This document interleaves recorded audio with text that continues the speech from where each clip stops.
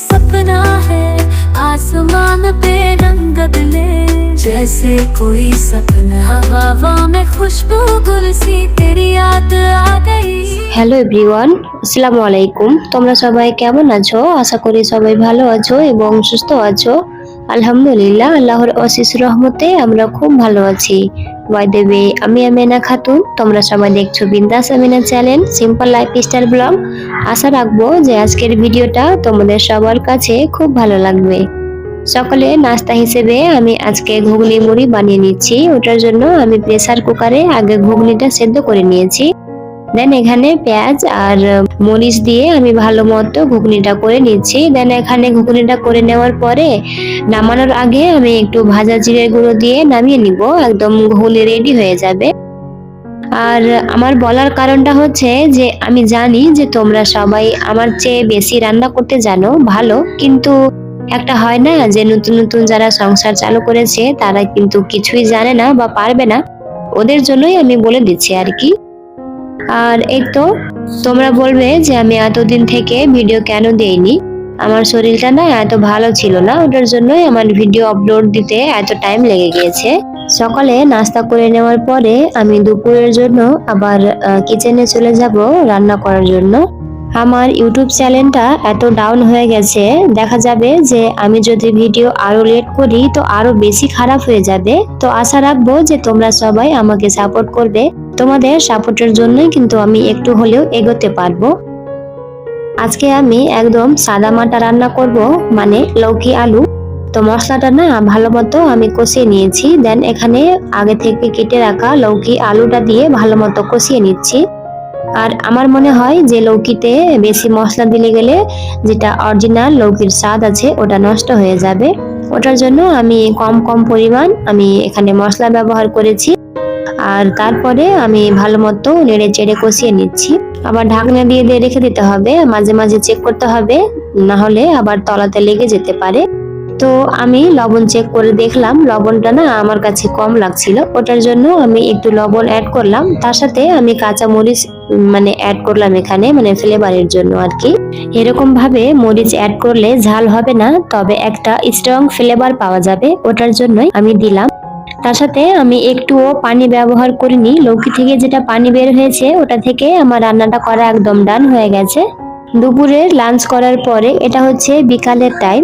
আমি না ফ্লিপকার্ট থেকে একটা স্লিপার অর্ডার করেছিলাম রেগুলার ইউজ করার জন্য।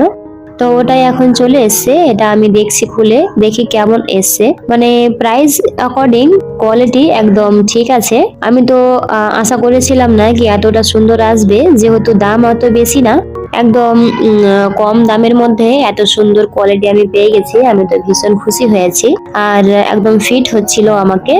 তারপরে এটা হচ্ছে সন্ধ্যার টাইম। আমার হাজবেন্ড আমাকে বলল কি আমি দুপুরে যা খেয়েছে আর রাত্রে নাকি খাবে না, ওটার জন্যই আমি খিচুড়ি বানাবো।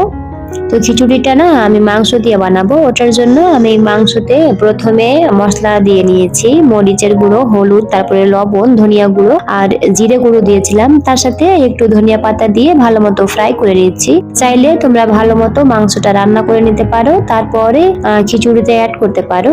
তো আমি মাংসটা ভালো মতো রান্না না করেই ফ্রাই করে নিচ্ছি। তার সাথে একদিকের চুলায় আমি প্রেসার কুকার নিয়েছি। দেন এখানে তেল দিয়েছি, তারপরে পেঁয়াজ, মরিচ, তারপরে রসুন আর কিছু কাঁচা বাদাম নিয়েছি। কাঁচা বাদামটা নেওয়ার পরে একটু ফ্রাই করলাম, তার সাথে কেটে রাখা টমেটো অ্যাড করলাম। তার সাথে মানে লবণ, হলুদ, তারপরে বাটা মশলাও আমি এখন ব্যবহার করে দিয়েছি। এখানে বাটা মশলাটা অ্যাড করার পরে আমি কিছুক্ষণ নাড়াচাড়া করেছিলাম। তার সাথে আলু আর গাজরটা অ্যাড করে ভালো মতো কষিয়ে নিয়েছি। কষিয়ে নেওয়ার পরে আমি এখানে আগে থেকে ধুয়ে রাখা চাল ডালটা দিয়ে দিলাম, এখানে মুসুর ডাল ছিল।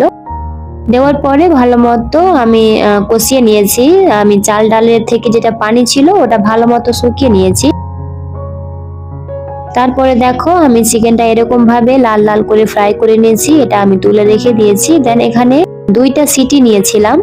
তারপরে আমি 2 মতো ঘুগনি ব্যবহার করছি, তার সাথে ভেজে রাখা মাংসটা। তারপরে আবারও আমি 2টা সিটি দিয়ে নিব। তো আমার এখানে 4টা সিটি লেগেছে প্রেসার কুকারে, আর একদম মাংস দিয়ে খিচুড়িটা রেডি হয়ে গেছে। তার সাথে আমার হাজবেন্ড আমাকে বলেছিল যে একটু খিচুড়ির সাথে ডালের বড়া করো, তো ওটার জন্য আমি ডালের বড়াগুলো করে নিচ্ছি। দেন তার সাথে তোমাদের সবার কাছে একটা আমি রিকোয়েস্ট করে নিতে চাচ্ছি যে তোমরা যদি আমার চ্যানেলে কেউ নতুন এসে থাকো তো প্লিজ একটা লাইক দিয়ে দিবা। তোমাদের একটা লাইক আমার ভিডিওকে অন্যজনের কাছে পৌঁছে দিতে সাহায্য করবে। আর যদি একটু বেশি ভালো লেগে থাকে তো ফ্রেন্ড এন্ড ফ্যামিলির সাথে শেয়ার করে নিতে পারো। দেন সাবস্ক্রাইব করে পাশে থাকার বেল আইকনটা ক্লিক করে অল অপশনটা প্রেস করতে পারো। এতে কি হবে যে আমি কোনো ভিডিও আপলোড দেওয়ার সাথে সাথে তোমাদের সবার মোবাইলে নোটিফিকেশন চলে যাবে।